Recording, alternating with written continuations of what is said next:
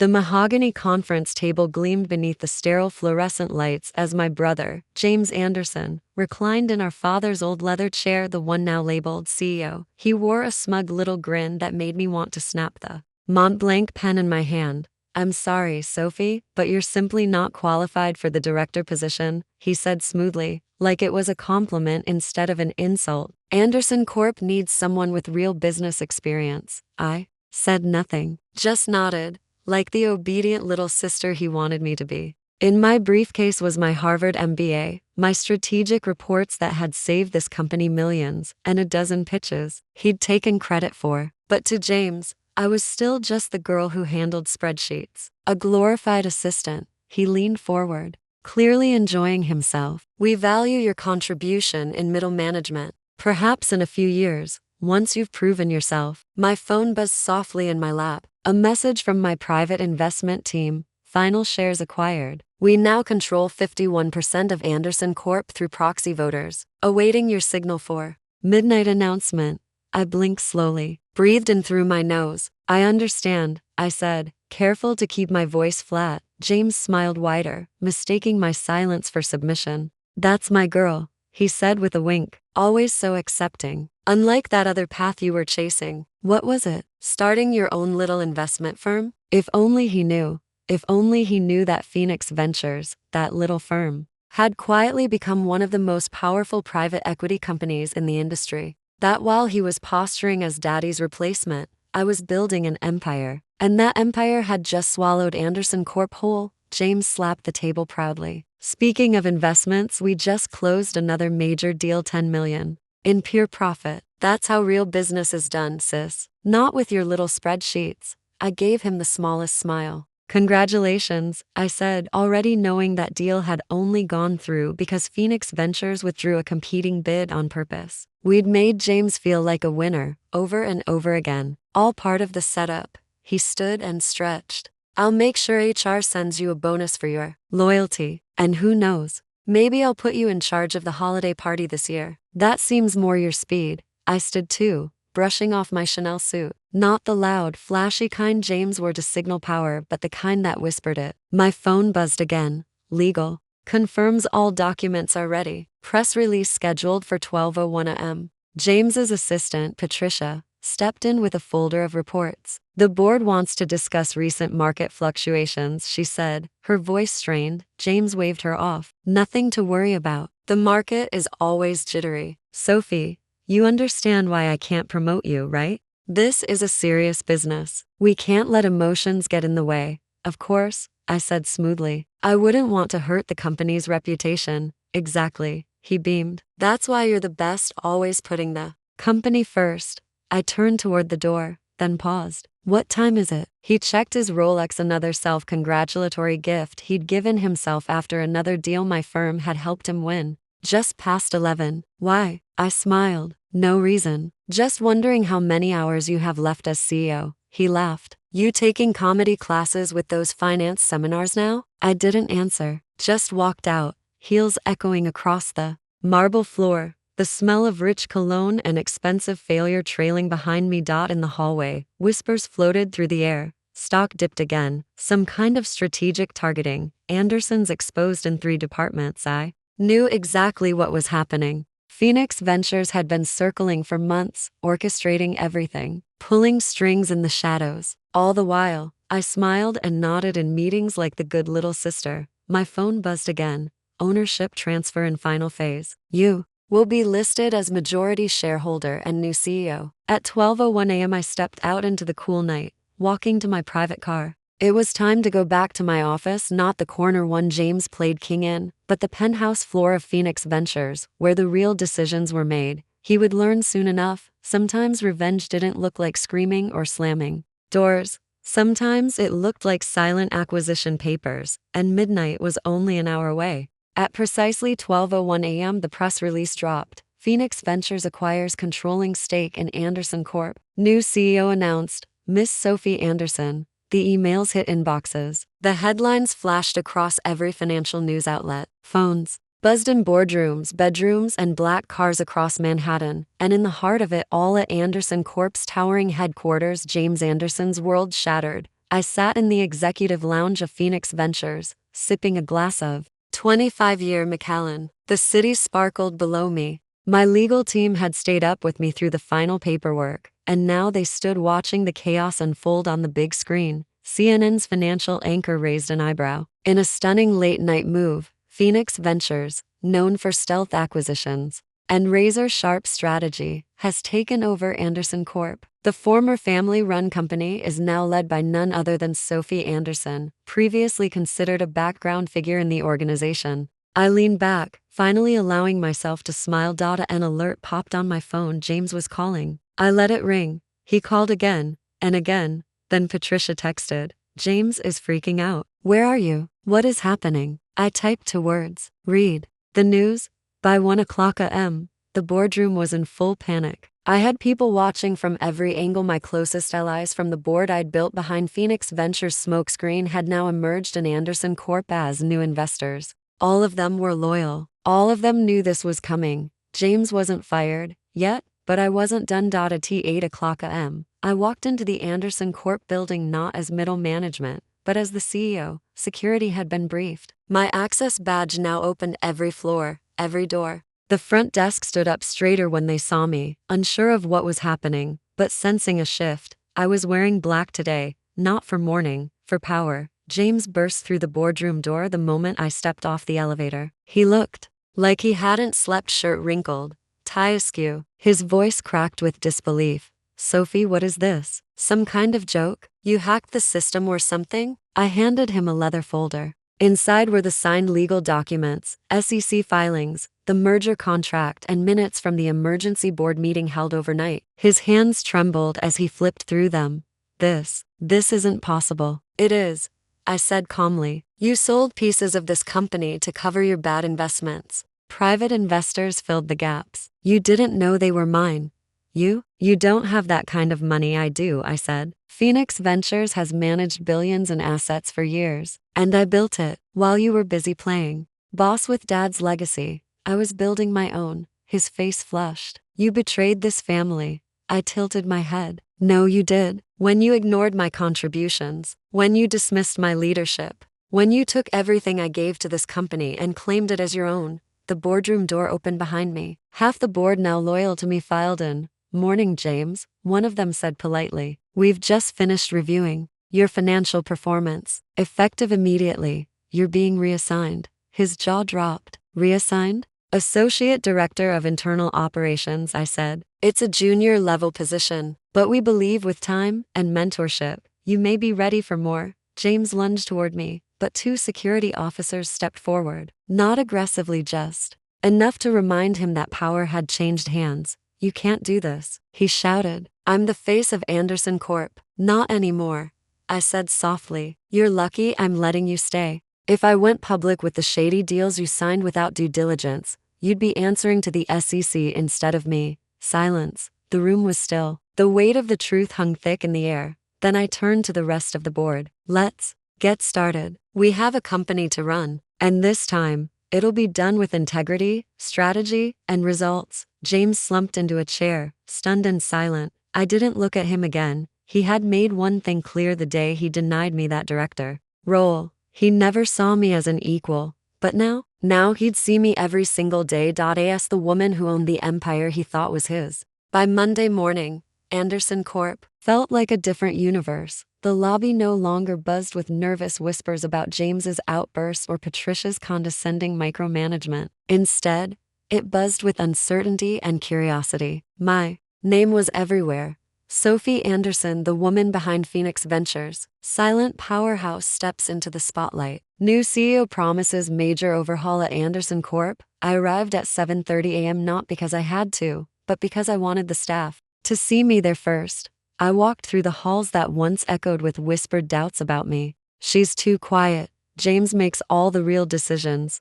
Why is she even here?" Now, those whispers had turned into stunned silence. Eyes widened. Some people smiled. A few even nodded in support, but not everyone was thrilled. At precisely 8:15 a.m., Patricia waltzed into the executive floor in full designer armor Chanel suit, Louboutins clicking like daggers on the marble floor. She stormed into my office without knocking. "You think this is some kind of game?" she snapped. I didn't look up from the report I was reviewing. Good morning, Patricia. Have a seat.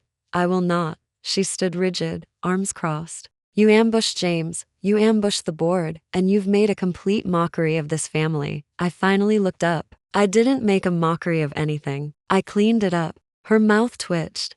You know what I did when James was promoted? I asked calmly. I celebrated with him. I gave him the benefit of the doubt, even though I knew he wasn't ready. I thought, maybe he'll grow into the role. Maybe he'll prove me wrong. I stood. But instead, he treated this company like his personal playground. You enabled that. You used me as your scapegoat every time something went wrong. Now, I'm fixing it, Patricia scoffed. Fixing it? You're nothing without this family name. You were never supposed to lead. And yet here I am, I said, stepping closer. Let me make one thing clear. You no longer hold any authority here. Your role as family strategy advisor was honorary, not functional. Effective immediately, that position is dissolved. Her eyes flared. You wouldn't dare. I already did, I said flatly. You're welcome to stay on in a consulting role unpaid. Or you can leave. But don't mistake me for someone who needs your approval anymore. Patricia turned on her heel and stormed out. I sat back down, another ghost exorcised. Later that afternoon, I gathered the department heads for a company-wide meeting in the 30th floor auditorium. It had been years since the room was packed. This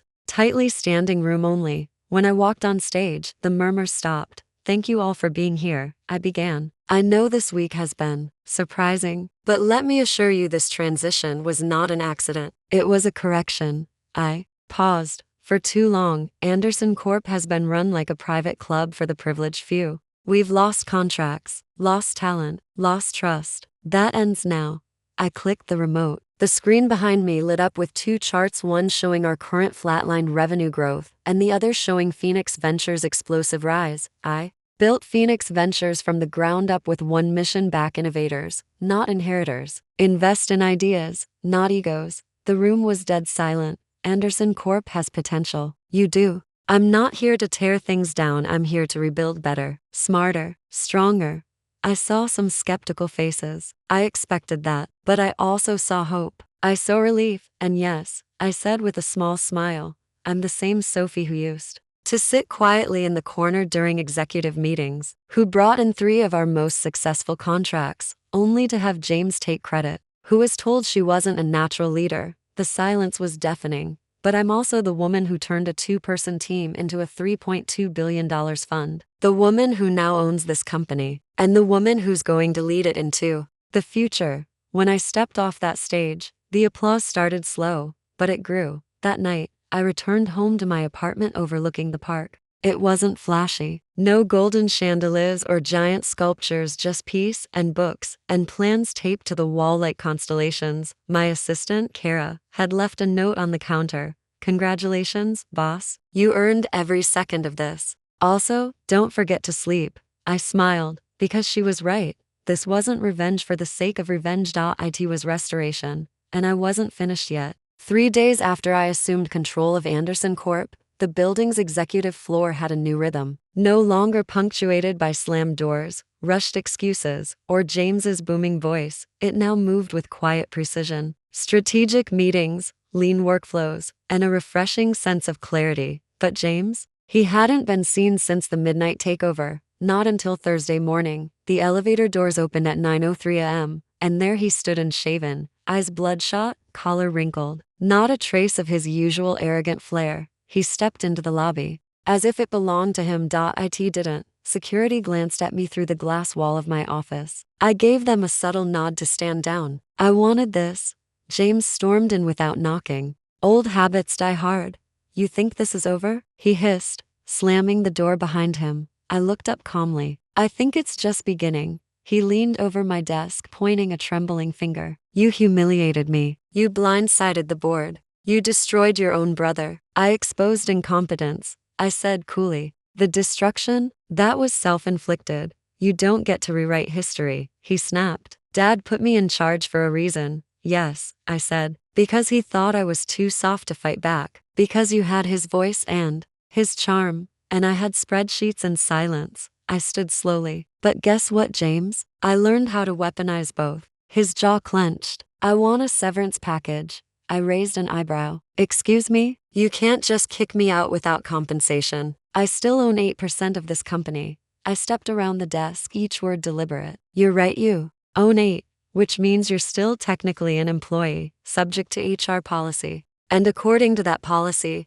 you were terminated for gross misconduct and misrepresentation. You want to fight it? Fine, but Discovery won't be kind. His face paled. I have emails, James, financial trails, inflated invoices from your so-called consulting deals, that yacht trip to Monaco you called a client retreat. It's all documented. He collapsed into the chair across from me, suddenly small. I didn't think you'd actually do it, he muttered. I studied him for a long moment. This wasn't the brother who mocked me in boardrooms. This was the child who used to cry when Dad raised his voice. Somewhere along the way, he'd become a puppet of legacy, crushed by the weight of his own entitlement. I didn't want to do it, I said softly, but I had to. For the company, for the people who actually show up and work hard every day while you played emperor. He looked away, ashamed. I'm offering you something, I added. Not severance, but a chance. He frowned. What kind of chance? The next morning, a memo went out to all staff. Subject: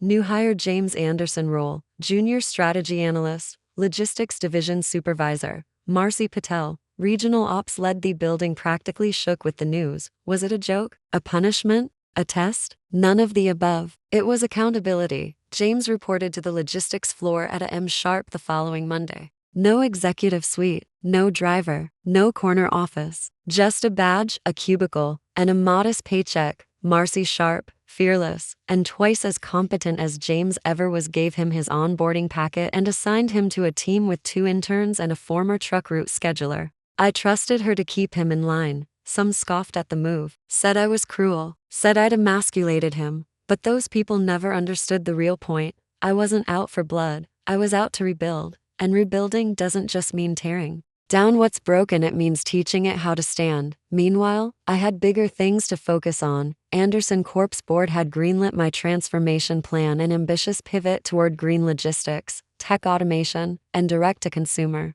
infrastructure. My phone buzzed hourly with meetings, investors, journalists, but I never lost sight of the faces in the warehouse, the night shift team, the entry-level analysts who'd stuck around through all the dysfunction. They were why I was doing this. And on Friday evening, after a long week, I made a quiet visit to my father's old office, now cleared of personal effects, trophies, and portraits of past Anderson men. I stood at the window, watching the city glow beneath me. This empire was mine. Now, not because I inherited it, but because I earned it. 6 months passed. Anderson Corp wasn't just surviving, it was thriving. Our pivot to tech-integrated logistics shocked the industry. Phoenix Ventures' strategic oversight allowed for leaner operations, smarter investments, and rapid innovation. Warehouses once filled with paper pushing now thrummed with data-driven optimization. Sustainability audits gave us glowing reviews. We secured new contracts that James never could. Investors who once wrote cautious emails now sent praise.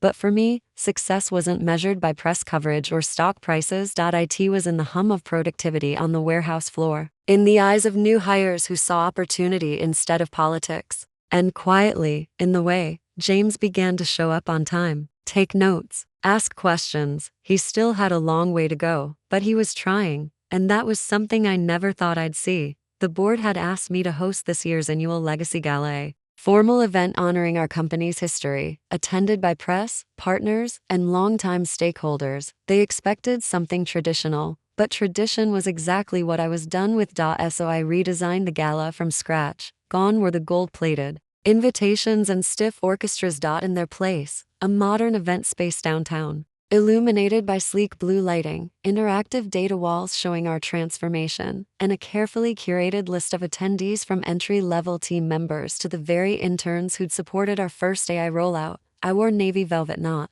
the corporate gray I used to shrink into. As I stepped onto the stage, I paused for a moment and scanned the room. Then I spoke. When I was younger, I used to walk these halls invisible, a shadow in a family of giants. I was told I was too quiet, too careful, too soft. I let others take credit for my ideas. I shrank so they could shine. But over time, I learned something they never taught me at family dinners or board meetings. Power doesn't come from volume, it comes from value.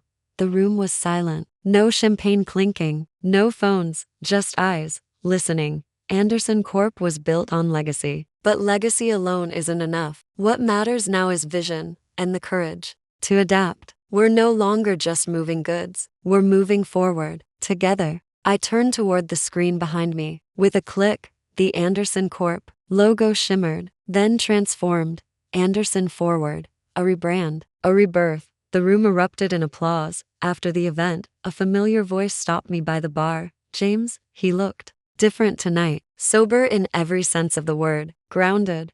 I liked your speech, he said. Thank you. He shifted uncomfortably, then extended his hand. You were right about everything. I needed to be knocked off the pedestal to see how fragile it really was. I shook his hand firm. And you stayed. That matters. He smiled faintly. You didn't have to keep me on. You could have kicked me out for good. I didn't want revenge, James, I said. I wanted change. And for the first time in our lives, he nodded without defensiveness. Later that night, I found myself alone in my office, the real one, at the top of the tower. I poured a glass of red wine and walked to the window, the city lights stretching. Far beyond, a framed photo sat on my desk, now Mom and me at my college graduation. Long before boardrooms and betrayals, she used to tell me, you don't have to yell to be heard. Just make sure what you say matters. Tonight, it had. I raised my glass to the skyline, not just for what I'd built, but for the woman I'd become. The girl they once ignored was now the name whispered in venture circles, on magazine covers, in executive retreats. Sophie Anderson, CEO.